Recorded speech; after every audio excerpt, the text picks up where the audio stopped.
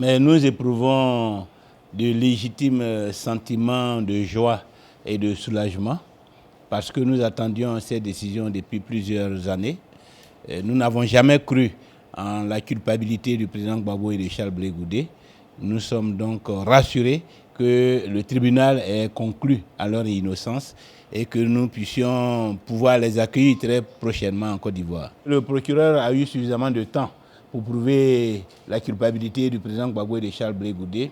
Après plus de 4 ans de procès, le tribunal vient de conclure que le procureur n'a pas pu prouver que le président Gbagbo et Charles Blé Goudé étaient dans un plan commun pour la conservation du pouvoir et qu'ils ont orchestré l'assassinat des personnes issues d'une communauté. Je crois que cette décision d'appel relève davantage des règles de procédure que d'une conscience et d'une conviction qu'on peut encore maintenir en prison le président Gbagbo et Charles Blé Goudé.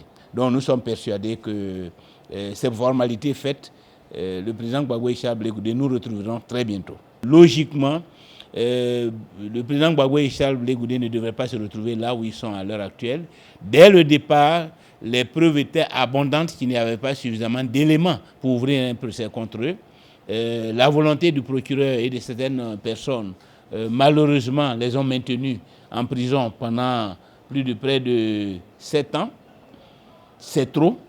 Donc la justice n'a pas été respectueuse des droits de l'homme dès le départ, mais je crois qu'en définitive, elle s'est ressaisie et nous nous en félicitons. Je dis merci à tous ceux qui ont contribué à cette décision, les avocats de la défense, tous les hommes politiques et toutes les personnalités qui, d'une manière ou d'une autre, ont agi de manière à faire éclater la vérité. Les militantes et les militants du Front populaire ivoirien, tous les démocrates qui sont restés mobilisés autour de la défense du président Gbagbo et de Charles Blé Goudé. Et notre espoir, c'est que cette libération soit, je dirais, l'occasion d'un processus de réconciliation nationale franc et sincère et de l'unité du parti afin que le Front populaire ivoirien puisse reconquérir le pouvoir en 2020.